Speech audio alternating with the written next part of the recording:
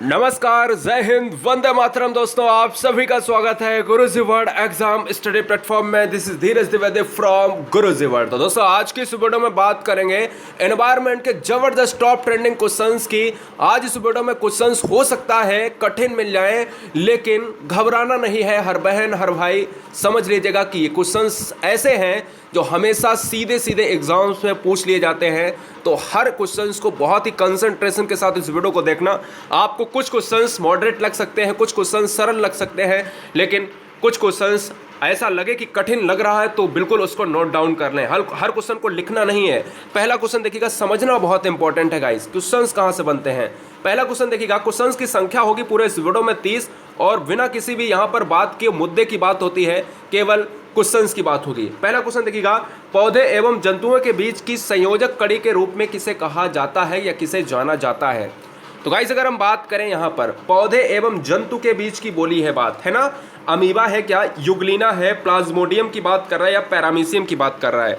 Sir जी, यहाँ पर जो राइट आंसर चला जाएगा ना, वो चला जाएगा ऑप्शन नंबर बी चला जाएगा। क्या सर? युगलिना चला जाएगा। अगर पूछे युगलिना कैसा है तो आपसे कहे एक कोशिकीय है या बहुकोशिकीय है, तो भाई युगलिना हो चाहे पैरामीशियम हो, ये सभी कैसे हैं सर? एक कोशिकीय है, ठीक है ना।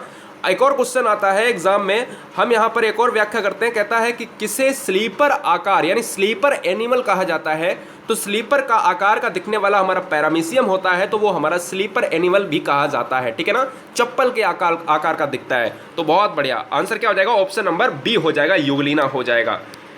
क्वेश्चन नंबर 2 की बात करेंगे। ध्यान से देखिएगा इस क्वेश्चन को और अच्छी तरीके से पढ़िए, अच्छी तरीके से इसके ऑप्शंस देखिएगा, एनालिसिस करिए, तभी हम आंसर करेंगे, ठीक है ना। जी हाँ, क्रमिक विकास का सिद्धांत थ्योरी ऑफ एवोल्यूशन क्या है सर? थ्योरी ऑफ एवोल्यूशन किसने प्रतिपादित किया? ऑप्शंस हैं, अरस्तु है, लुई पास्चर है, Gregor John Mendel, Charles Darwin. तो भैया आपका समय हुआ है समाप्त अब, तो राइट आंसर चला जाएगा चार्ल्स डार्विन के साथ। अब यहाँ से दो क्वेश्चंस बनते हैं। कैसे? यहाँ से आपके दो क्वेश्चंस बनेंगे। एक तो क्वेश्चन ये बनेगा कि भाई इसको कब आया था, मतलब कब दिया था। तो देखिएगा, अगर हम बात करें, सबसे पहला एक मोस्ट इंपॉर्टेंट क्वेश्चन जान लीजिएगा कि एक बुक पूछी जाती है हमेशा। यहाँ से एक बुक पूछी जाती है, कहता है द ओरिजिन ऑफ स्पेसीज। क्या है sir? The origin of species. क्या है सर? स्पेसीज पूछी जाती है। ये किसकी है? The origin. ध्यान दीजिएगा मैं क्या कह रहा हूँ। द ओरिजिन ऑफ स्पेसीज किसकी है? चार्ल्स डार्विन की है, जो 1859 में प्रकाशित हुई थी, ठीक है, याद रखिएगा। हाँ जी, और चार्ल्स डार्विन है कहाँ के साहब? ये है इंग्लैंड के साहब है। बहुत बढ़िया, तो right answer option number D के साथ चली जाएगी। क्वेश्चन नंबर तीसरा देखिएगा। एक आधे क्वेश्चन मैंने सिंपल भी डाले हैं, टेंशन लेने की बात नहीं है, नहीं तो आप घबरा जाओ, वीडियो छोड़ दो। भैया मेरे कायर छोड़ते हैं video. You are great, you are unique, तुम लोग शेर और शेरनी हो भैया। राइट आंसर क्या हो जाएगा क्वेश्चन नंबर 3 का? भारतीय गैंडे कहाँ पाए जाते हैं?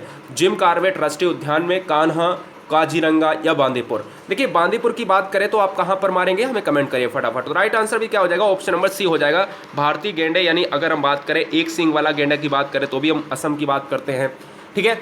तो यार देखिएगा, जिम कॉर्बेट की बात करें तो उत्तराखंड की बात हो जाती है, काजीरंगा की बात करें आसाम की बात हो जाती है, बांदीपुर की बात करें कर्नाटक की बात हो जाती है। मुझे ये कमेंट करके बताना है आपको कि भाई कान्हा कहाँ है। क्या कान्हा एमपी में है? जी हाँ, एक क्वेश्चन आपके लिए। क्वेश्चन नंबर नेक्स्ट की बात करेंगे। क्वेश्चन नंबर 4 देखिएगा। हाँ जी, उड़ाइए, धुआं करिएगा। क्वेश्चन नंबर 30 में बिल्कुल हमें हर बच्चा चाहिए, हमें हर बच्चे का स्कोर चाहिए लास्ट में, चाहे आपका 10 ही क्यों ना सही हो, लेकिन बहुत कुछ सीखने को मिलेगा यहाँ से। निम्नलिखित में से कौन सा युग्म सुमेलित नहीं है? राज्य है, एक तरफ वन्य जीव अभ्यारण्य लिखे हुए हैं। झारखंड में है क्या डालमा? कर्नाटक में क्या बांदीपुर है? आसाम में क्या मानस है? उत्तर प्रदेश में राजाजी है। देखिएगा, सुमेलित नहीं है पूछा है, तो right answer option number A के साथ चला जाएगा। अब क्यों चला जाएगा? आपके दिमाग में आता होगा कि राजाजी नेशनल पार्क अगर उत्तर प्रदेश में नहीं है तो फिर है कहाँ पर? तो ये उत्तर प्रदेश में नहीं होकर ये है दोस्तों उत्तराखंड की बात होती है, देहरादून की बात होती है, ठीक है। तो राइट आंसर क्या हो जाएगा? ऑप्शन नंबर ए, क्योंकि नहीं पूछा था तो यही गलत है। असम में आपका मानस है, ठीक है, वन्य जीव अभ्यारण्य। कर्नाटक में आपका है बांदीपुर, और आपका झारखंड में है डालमा, पलामू, बेतला इत्यादि की बात होती है, ठीक है ना। Right answer option number A के साथ चला जाएगा। क्वेश्चन नंबर 5 बहुत ही जबरदस्त क्वेश्चन है ज्योग्राफिकल एनवायरनमेंट का। कहता है एंटी साइक्लोन्स के कारण क्या है? एंटी साइक्लोन्स बोले तो प्रतिचक्रवात। क्या इंग्लिश में है लिखा हुआ है, हिंदी में क्वेश्चंस नहीं आया है। देखिएगा, इंग्लिश में ऐसे ही क्वेश्चंस आया हुआ है, और हमेशा इस तरीके से क्वेश्चंस आते हैं कि जो इंग्लिश वर्ड होते हैं वो आपके हिंदी में लिख दिए जाते हैं। जैसे अगर हम बात करें साइक्लोन्स की बात होती है तो वो उल्टा होता है, साइक्लोन्स को हम चक्रवात कहते हैं। हम बात करते हैं ये चक्रवात क्या होते हैं। ये क्या होता है, ये वायु राशियाँ होती हैं। क्या सर, ये वायु राशियाँ होती हैं जो कहीं ना कहीं तूफान, आंधी तूफान की बात करती हैं, तो वो चक्रवात की बात होती है। यानी मौसम खराब की अगर बात करें तो वो चक्रवात होता है, यानी साइक्लोन होता है।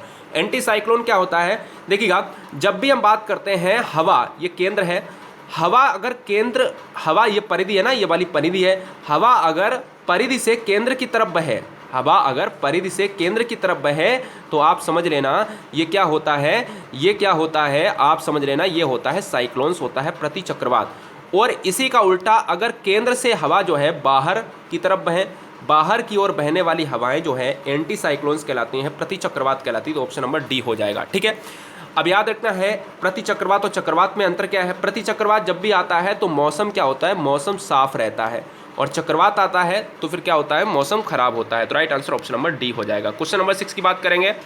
सुंदरी वृक्ष कहाँ बहुताय मात्रा में पाए जाते हैं। कृष्णा कावेरी डेल्टा, गंगा ब्रह्मपुत्र डेल्टा, विंध्याचल की पहाड़ियों में, सतपुड़ा के जंगलों में। बहुत बढ़िया गाइस, बेहतरीन बेहतरीन, बहुत अच्छे, सैल्यूट है आप सभी को। सुंदरी वृक्ष कहाँ बहुताय मात्रा में पाया जाता है। देखिए सुंदरी वृक्ष की अगर हम बात करें तो आपको एक बहुत ही अच्छा सा कॉन्सेप्ट बता देते हैं। बहुत सारे पुराने बच्चे हमारे यहाँ पर हैं वो जानते हैं। देखिएगा, हम कहते हैं भारत की स्थिति में ये पूर्व वाला क्षेत्र है, तो हम कहते हैं ब्रह्मपुत्र और गंगा जो है डेल्टा बनाती आके हैं। देखो ब्रह्मपुत्र जो अरुणाचल प्रदेश से यहाँ पर प्रवेश करती है तो उसको हम दिहांग कहते हैं, असम में आती है हम उसको एकदम से कह देते हैं ब्रह्मपुत्र, और जैसे तिब्बत की बात करते हैं तो उसको हम ब्रह्मपुत्र को सांगपो कहते हैं।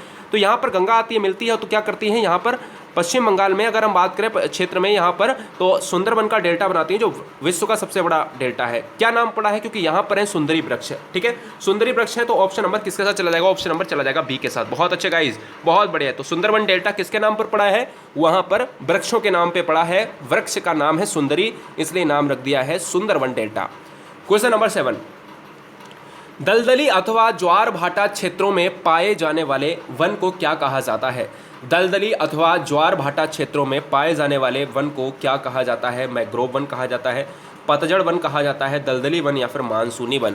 तो देखिएगा गाइस, यहाँ पर बात करेंगे तो राइट आंसर चला जाएगा ऑप्शन नंबर ए चला जाएगा। वही वाला क्षेत्र अपना जो अभी हमने आपको बताया है कि अगर आपसे पूछे कि भाई भारत में कहाँ पर सबसे ज़्यादा मैंग्रोव वन है, तो वही अपना सुंदरबन डेल्टा वाला क्षेत्र है, क्योंकि ये तटीय इलाकों में पाए जाते हैं। ठीक है, right answer option number A. कुछ पार्ट में यहाँ भी पाए जाते हैं, लेकिन पाए कहाँ जाते हैं, ये तटीय इलाके में पाए जाते हैं। बहुत बढ़िया, सबसे कम विस्तार है इनका भारत में, यानी वन के मामले में सबसे कम होते हैं मैंग्रोव वन।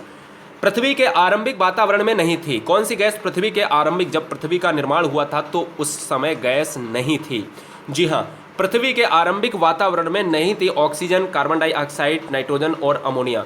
बात करें अगर हम ऑप्शंस की, तो right answer option number A के साथ चला जाएगा। ऑक्सीजन को हम O2 कहते हैं, यहाँ पर CO2 की बात होती है। ठीक है ना, यहाँ पर अगर हम N2 की बात करेंगे तो यहाँ पर NH3 की बात करेंगे, NH3। ठीक है, इसके अलावा अगर हम बात करें तो दोस्तों यहाँ पर ऑक्सीजन अभी वर्तमान में कितना है, 21% वर्तमान में ऑक्सीजन है इन्वायरमेंट में, पहले नहीं थी। तो सबसे पहला पॉइंट राइट आंसर हो जाएगा, पहले ऑक्सीजन नहीं थी जब पृथ्वी का निर्माण हुआ था। क्वेश्चन नंबर 9, मैंने अभी बताया था कि एंटी साइक्लोन्स की क्या खासियत है और साइक्लोन्स की क्या खासियत है। हमने आपसे कहा था कि चक्रवात हमेशा क्या करते हैं, चक्रवात अगर केंद्र में पूछ रहा है, ये केंद्र है ना, तो चक्रवात हमेशा कहाँ चलते हैं, परिधि से केंद्र की तरफ। परिधि से केंद्र की तरफ क्यों चलते हैं, क्योंकि यहाँ पर उच्च होता है, उच्च वायुदाब होता है, और यहाँ पर निम्न होता है। हमेशा उच्च से क्या होता है, हाई से यहाँ पर जो है किस पे चलेगा, लो पर चलेगा। और ऐसे ही अगर हमने एक और बताया था कि प्रति चक्रवात क्या होता है, प्रति चक्रवात हमेशा केंद्र से परिधि की तरफ चलता है। तो भाई चक्रवात कहाँ से चलेगा, परिधि से केंद्र की तरफ चलेगा। तो बता रहा है केंद्र में क्या होता है, तो केंद्र में क्या होगा, जिधर चलेगा उधर तो हमेशा निम्न होगा ना। प्रति चक्रवात में यहाँ पर निम्न होगा, तो केंद्र में यहाँ पर निम्न होगा। तो right answer option number A. चक्रवात से क्या होता है, चक्रवात से मौसम खराब रहता है, इसको हम साइक्लोन्स कहते हैं इंग्लिश में। और प्रति चक्रवात यानी इंग्लिश में बोले तो एंटी साइक्लोन, उससे मौसम साफ रहता है। जी हाँ, है क्या, ये एक वायु राशियाँ हैं। बहुत बढ़िया। क्वेश्चन नंबर 10, हरित लवक में अनुपस्थित वर्णक है। हरित लवक में अनुपस्थित वर्णक है वर्णहरिम, कैरोटीन, जेंथोफिल, एंथोसाइनिन। बहुत अच्छे, बहुत बढ़िया, बेहतरीन गाइस, बेहतरीन, बहुत बढ़िया। तो हरित लवक की अगर हम बात करें, बच्चों ने आंसर गलत कर दिया। क्यों गलत कर दिया, क्योंकि बच्चों ने आंसर सही से नहीं पढ़ा क्वेश्चंस को। उपस्थित नहीं पूछा था, अनुपस्थित पूछा था, इसलिए आप लोगों ने पर्णहरिम लगा दिया, कुछ बच्चों ने कैरोटीन, जेंथोफिल लगा दिया। भाई डी आंसर राइट हो जाएगा। देखिएगा, पर्णहरिम, कैरोटीन, जेंथोफिल ये सभी हरित लवक में उपस्थित होते हैं, लेकिन एंथोसाइनिन जो है आपका पार्ट एक ऐसा है जो अनुपस्थित रहता है, यानी प्रेजेंट नहीं होता है। ठीक है, जी हाँ, बहुत बढ़िया गाइस, बेहतरीन। तो इस क्वेश्चन को नोट डाउन कर लीजिएगा, ये क्वेश्चन बहुत इंपॉर्टेंट है। क्वेश्चन नंबर 11, पौधों को भोजन पत्तियों द्वारा किस ऊतक से पहुंचता है? बहुत ही गजब का क्वेश्चन है, आज तक का एनवायरनमेंट का बहुत जबरदस्त क्वेश्चन, ध्यान दीजिएगा। पौधे को भोजन पत्तियों द्वारा किस ऊतक से पहुंचता है? जाइलम के द्वारा, फ्लोएम के द्वारा, ऑक्सीजन के द्वारा, जिबरेलिन के द्वारा। देखिएगा, अगर हम बात करें, ये क्वेश्चंस बहुत इंपॉर्टेंट हैं। जाइलम और फ्लोएम दोनों के द्वारा कहीं ना कहीं पौधों को भोजन या पानी पहुंचता है, लेकिन अगर हम बात करें भोजन किससे पहुंचता है, तो भोजन आपका राइट आंसर हो जाएगा फ्लोएम के द्वारा पहुंचता है। ठीक है, बहुत इंपॉर्टेंट है। जल की बात करें तो जाइलम इंपॉर्टेंट बन जाता है। तो पौधे को भोजन पत्तियों के द्वारा सबसे ज़्यादा टॉप ट्रेंडिंग क्वेश्चन है, ये बहुत एग्जाम में आता है। देखिएगा, ध्यान दीजिएगा, इस क्वेश्चन को नजरअंदाज मत करना। बहुत सारे बच्चे जाइलम लगा के चले जाते हैं। ठीक है, याद रखिएगा, अभी भी कमेंट बॉक्स में जाइलम आ रहा है। फ्लोएम इस क्वेश्चन का राइट आंसर हो जाएगा, option number B is right answer. बहुत बढ़िया। हिमभक्षणी किस स्थानीय हवा को कहा जाता है? यहां से आपको दो कॉन्सेप्ट बताएंगे, ध्यान दीजिएगा। हिमभक्षणी किस स्थानीय हवा को कहा जाता है? पहला तो क्वेश्चन ये बनता है कि हिमभक्षणी है क्या, तो एक स्थानीय हवा है, और स्थानीय हवा कौन सी है? हरमट्टन, विलिजार्ड, चीनुक या सिराको। तो right answer option number C के साथ चला जाएगा, चीनुक। ठीक है, चीनुक हो जाएगा यहाँ पर, चीनुक। ठीक है, चीनुक क्या है? अब देखो, चीनुक होती है एक हवा। कैसी वाली हवा होती है? गर्म होती है, ठंडी? ये होती है गर्म या शुष्क हवा। ठीक है, गर्म और शुष्क हवा होती है, ये भी अच्छी तरीके से याद रखना। एक और क्वेश्चन और बहुत इंपॉर्टेंट तरीके से याद रखना, ये कहाँ पर चलती है? ये कनाडा क्षेत्र में, आपके संयुक्त राज्य अमेरिका क्षेत्र में चलती है, रॉकी पर्वत की तरफ। ठीक है, ये पार्ट कहाँ का है सर? यूएसए, अमेरिका में चलने वाली चीनुक हवा है। कैसी है? गर्म एवं शुष्क हवा है। हिमभक्षणी किसको कहा जाता है? चीनुक को ही कहा जाता है। बहुत अच्छे गाइस, तो ये याद रखिएगा कि कैसी हवा है, तो गर्म और शुष्क की बात होती है। क्वेश्चन नंबर 13, जीवित जीवाश्म की संख्या किस पौधे को प्राप्त है? जीवित जीवाश्म की संख्या किस पौधे को प्राप्त है? टाइकस, राइकस, स्वाइकस। हाँ जी, बहुत बढ़िया, बेहतरीन गाइस, बहुत अच्छे। तो राइट आंसर क्या हो जाएगा? जी हाँ, ऑप्शन नंबर सी हो जाएगा। बच्चा जानता है सर, साइकस हमने बहुत अच्छी तरीके से पढ़ा है। अगर साइकस नहीं पढ़ा है तो साइकस एक बार अच्छी तरीके से पढ़ लेना, हमने पहले भी आपको पढ़ाया हुआ है 6 महीने पहले। अगर आप चाहेंगे, कमेंट करेंगे तो मैं चीज़ों को पढ़ा दूंगा दोबारा, टेंशन मत लेना। ठीक है, बहुत बढ़िया। क्वेश्चन नंबर 14 देखिएगा, कह रहे वायुमंडल का सर्वाधिक स्थायी तत्व क्या है? वायुमंडल का सर्वाधिक स्थायी तत्व क्या है? हमने आपसे कहा जब पृथ्वी बनी थी तो एनवायरनमेंट में आपके अगर वायुमंडल की बात करें तो ऑक्सीजन अनुपस्थित थी। ठीक है, ऑक्सीजन का निर्माण नहीं हुआ था। लेकिन वायुमंडल का सर्वाधिक स्थायी तत्व कौन सा होता है? ये सभी वायुमंडल में अच्छी तरीके से कुछ मात्रा में पाए जाते हैं, जिसमें अगर हम बात करें नाइट्रोजन की बात करें तो 78% होती है, सबसे ज़्यादा। गैस की बात करें, लेकिन यहाँ पर तत्व पूछा है तो जलवाष्प सबसे ज़्यादा यहाँ पर तत्व के रूप में हो जाएगा, ऑप्शन नंबर डी हो जाएगा। बहुत अच्छे गाइस, बेहतरीन। क्वेश्चन नंबर 15 की बात करेंगे, बहुत अच्छे, बेहतरीन, ठोको लाइक। वायुमंडल में सर्वाधिक मात्रा में विद्यमान अक्रिय गैस। अब यहाँ से 4-5 कॉन्सेप्ट बताऊंगा, दिमाग में फिट कर लेना। बच्चा जानता है 78% नाइट्रोजन होती है। ठीक है, सबसे ज़्यादा गैस पूछी जाए तो नाइट्रोजन लगाएंगे। दूसरे नंबर पर आप सभी जानते हो कि कहीं ना कहीं 21% यानी 20.93% यानी कह सकते हैं 21% ऑक्सीजन होती है। और मैं कह सकता हूँ तीसरी सबसे बड़ी जो गैस है ना, वो है आपकी आर्गन गैस, यानी 0.93% जो है ना वो आर्गन गैस। तो आर्गन क्या है? आर्गन एक अक्रिय गैस है, अक्रिय गैस आर्गन होती है और ये सबसे ज़्यादा है। और इसके बाद आपकी आती है 0.03%, चौथे नंबर पर आपकी आती है CO2, कार्बन डाइऑक्साइड आती है। ठीक है, तो याद रखिएगा, अक्रिय गैस में केवल एक गैस है जिसका नाम है आर्गन, जो सबसे ज़्यादा आपकी पाई जाती है 0.93% वायुमंडल में। कितनी पाई जाती है, कौन पाई जाती है? ये 2 क्वेश्चन इंपॉर्टेंट है, अच्छी तरीके से याद रखना। हीलियम गैस वायुयान के टायरों में भरी जाती है क्योंकि यह हीलियम गैस हल्की होती है। हम हाइड्रोजन इत्यादि गैसों की बात नहीं करते क्योंकि कहीं ना कहीं ज्वलनशील पदार्थ भी हमें देखना होता है। क्वेश्चन नंबर 16 की बात करेंगे। हाँ जी, क्वेश्चन नंबर 16 गाइस, बहुत अच्छे गाइस, बहुत बढ़िया। वायुमंडल को क्षोभ मंडल, समताप मंडल आदि परतों से विभाजित किया जाता है। यहाँ से मैं 4 क्वेश्चन बताऊंगा, दिमाग में फिट करना, एक क्वेश्चन 100% आएगा। देखिएगा, वायुमंडल को क्षोभ मंडल, समताप मंडल आदि परतों में विभाजित करने का मुख्य आधार क्या था? तापमान, वायुदाब, संघटन, घनत्व। तो राइट आंसर क्या हो जाएगा? टेम्परेचर के आधार पर वायुमंडल के सिस्टम्स को बदला गया है कि हम पृथ्वी पर खड़े हैं तो हम कहेंगे कि 10 किलोमीटर से 18 किलोमीटर का 0 से 18 किलोमीटर के रेंज में एक क्षोभ मंडल होगा, और 18 से 50 के ऊपर जाएंगे तो हम कहेंगे समताप मंडल होगा। इस तरीके से मैंने क्यों बांटा है? हमारे भूगोल शास्त्री ने इसलिए बांटा है क्योंकि कहीं ना कहीं टेम्परेचर के आधार पर क्या क्या उनमें परिवर्तन होते हैं, तो याद रखना है। तो right answer option number A हो जाएगा। अब देखो, बात आती है, कहता आंधी, तूफान, ओला, बारिश ये कहाँ पर होता है, ये क्षोभ मंडल में होता है, ठीक है। यानी मौसम परिवर्तन घटनाएं कहाँ पर होती हैं, क्षोभ मंडल में होता है। ओजोन परत कहाँ पर पाई जाती है, स्ट्रेटोस्फीयर बोले तो समताप मंडल में, तो ओजोन परत को O3 कहते हैं। और ओजोन परत की मोटाई को मापने के लिए हम डाप्सन का प्रयोग करते हैं। समताप मंडल की ऊंचाई क्या होती है, लगभग होती है 10 से लेकर हम 50 जो है किलोमीटर की बात करते हैं, ठीक है ना।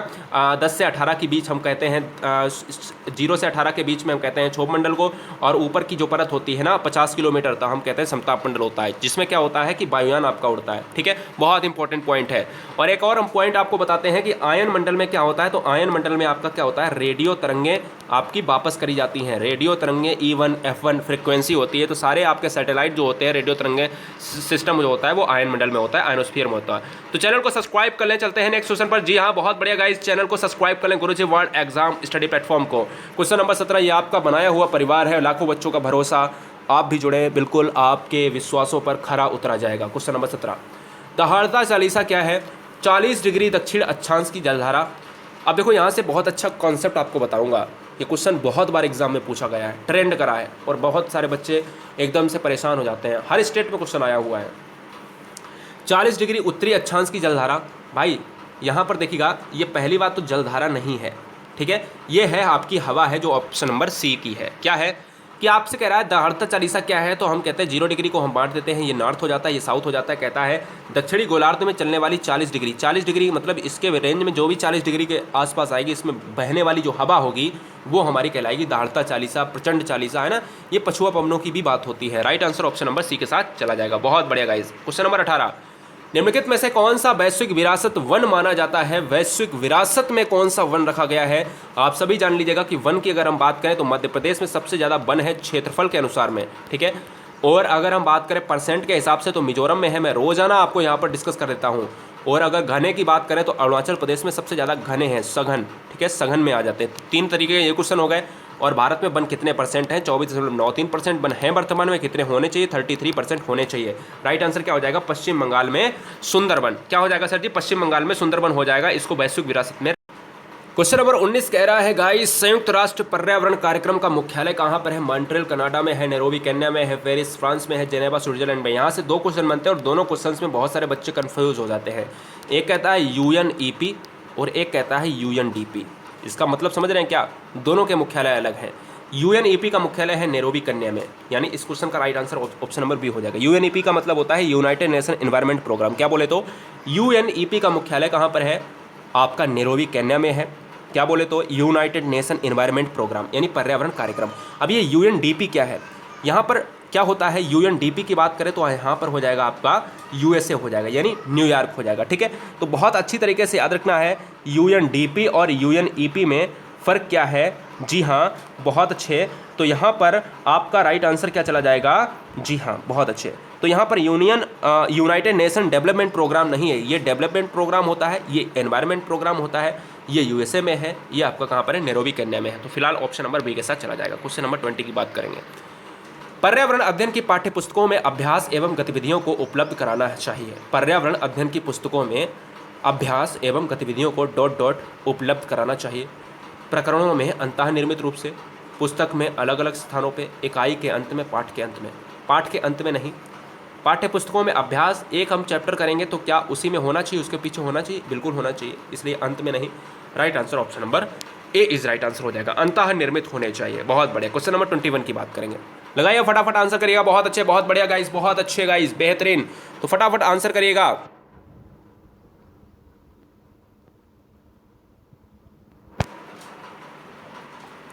बताइए बताइए।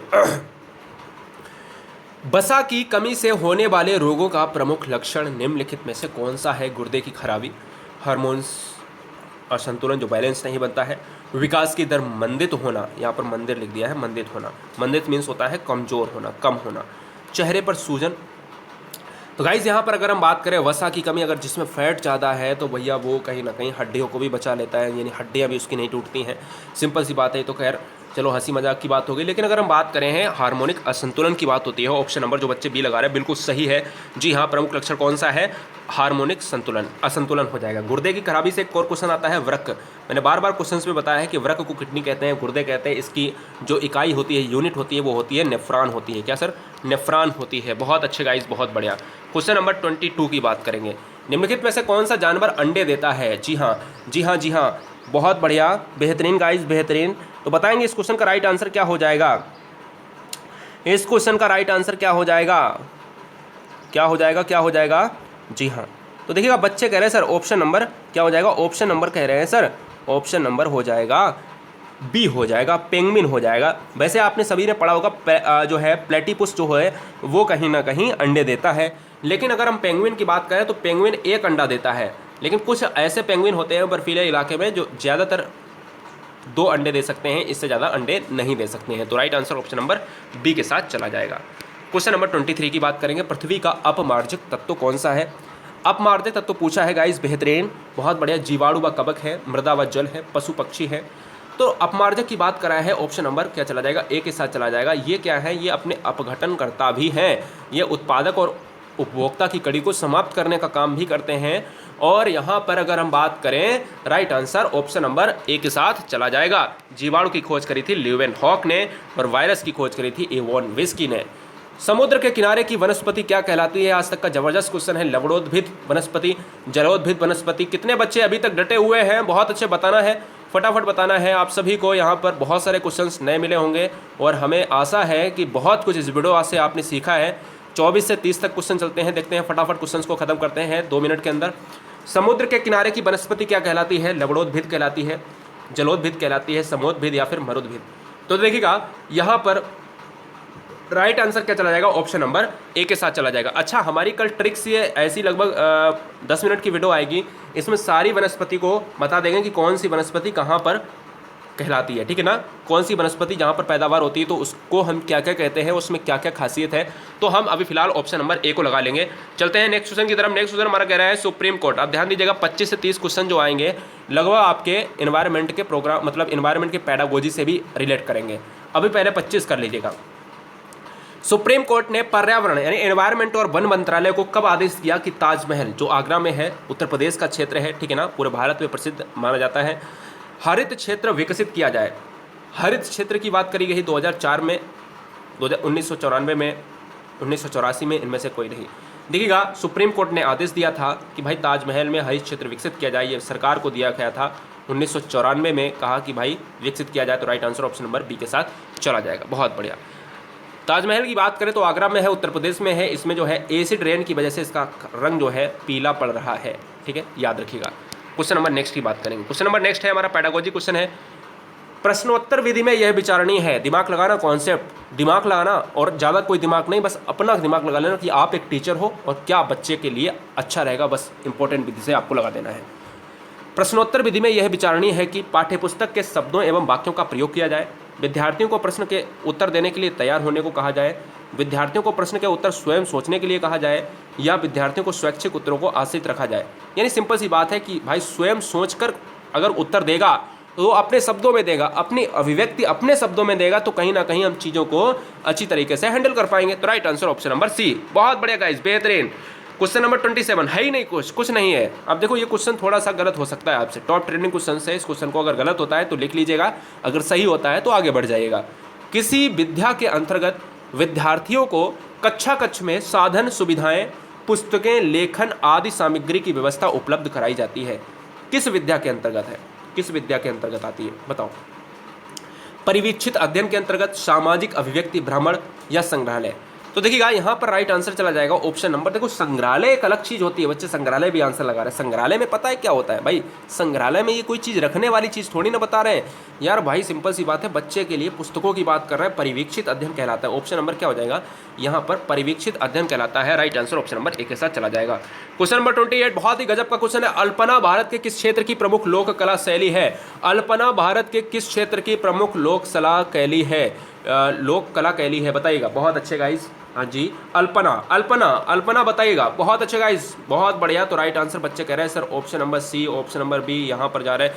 तो भाई कुछ गुजरात भी दे रहे हैं, तो भैया यहाँ पर चला जाएगा पश्चिम बंगाल के साथ। Option number D is right answer. जी हाँ, चलते हैं क्वेश्चन नंबर नेक्स्ट पर। क्वेश्चन नंबर नेक्स्ट है आपका सेकंड लास्ट 29। ये तो बहुत सिंपल क्वेश्चन है। कहता है नीचे दिए गए जीवों के समूह में किनकी दृष्टि श्रेष्ठ होती है? वो मनुष्य की तुलना में 4 गुना अधिक दूरी की वस्तुओं को देख सकते हैं। मनुष्य अगर 1 गुना दूरी देख सकता है तो वो 4 गुना दूरी देख सकते हैं। समझ रहे हैं ना, याद रखिएगा, बहुत इंपॉर्टेंट है। तो यहाँ पर सांप, तेंदुआ, सांड, सांप, रेशम कीट, छिपकली, चील, गरुड़, गिद्ध और मधुमक्खी, मच्छर, तितली। तो भैया आप सभी जानते हो चील, गरुड़, गिद्ध वाली बात आती है, चील इंपॉर्टेंट है, तो चील वाला ऑप्शन है कहीं पर, ऑप्शन नंबर सी के साथ चला जाएगा। एक ही तरीके के ये तीनों प्राणी, इनकी आवाज़ तो भैया नहीं कह सकते, लेकिन इनकी नज़र बहुत तीक्ष्ण होती है, बहुत ही दूरी तक ये देख सकते हैं। Right answer option number C के साथ चला जाएगा। आज का ये 30वां क्वेश्चन आपके स्क्रीन पर ये रहा, और दिमाग लगाइएगा ऐसा कि क्वेश्चन तीसरा धुआं धुआं हो जाए। ठोको लाइक भैया, बहुत बढ़िया। हर बहन हर भाई अपना स्टेट मुझे बताएं, आप हमारा परिवार हैं। चैनल पर नए हैं सब्सक्राइब जरूर करें, क्योंकि यहाँ पर क्लासेस का सिलसिला थमता नहीं है। क्वेश्चन नंबर 30, पर्यावरण अध्ययन की कक्षा में विभिन्न संकल्पनाओं को स्पष्ट करने के लिए शिक्षक द्वारा कहानी कथन का प्रयोग करना विद्यार्थियों को कल्पना करने की योग्यता देता है, सही दिशा में उनकी ऊर्जा का सारणीकरण करने में सहायता करता है, ठीक है ना, पाठ्य वस्तु को स्वयं समझने के लिए प्रेरित करता है, या उनमें निहित भाषाओं की विविधताओं को ध्यान में रखता है। देखिए, जब भी हम किसी बच्चे को कहानी के द्वारा चीज़ों को सिखाते हैं, कहानी सुनाते हैं, कहानी के माध्यम से, कविताओं के माध्यम से चीज़ों को सिखाते हैं, तो कहीं ना कहीं बच्चे में एक ही माइंड को क्या जाता है, इंडिकेट करता है, एक ही माइंड को सिग्नल जाता है कि कल्पना करने की योग्यता देता है। कहानियाँ क्या करती हैं बच्चों में, कल्पना करने में श्रेष्ठ बनाती हैं, बच्चे को माइंड को डेवलप करती हैं, मेंटल स्तर को एक टॉप लेवल तक पहुंचाने का काम करती हैं। तो भैया मेरे ठोको लाइक, चैनल को सब्सक्राइब कर लें। बेहतरीन स्टडी प्लान के लिए यहाँ पर हर बहन हर भाई का सिलेक्शन इंपॉर्टेंट है मेरे लिए। तो भैया रेड बटन दबाकर, कैसे भी मुझे नहीं पता, लाल बटन दब जाना चाहिए आपसे। और गुरुजी वर्ल्ड के टेलीग्राम से ज्वाइन करने के लिए गुरुजी एक स्पेस WORLD यानी GURUJI एक स्पेस WORLD लिखना है। सबसे ज़्यादा जिसमें आपको मिले वही अपना चैनल है। सब्सक्राइब कर लें पहले इस चैनल को, उसके बाद टेलीग्राम ग्रुप पे जुड़ जाएं फॉर PDF के लिए। जय हिंद, वंदे मातरम, ठोको लाइक, आदाब, सत श्री अकाल, जय महाकाल, इंकलाब जिंदाबाद।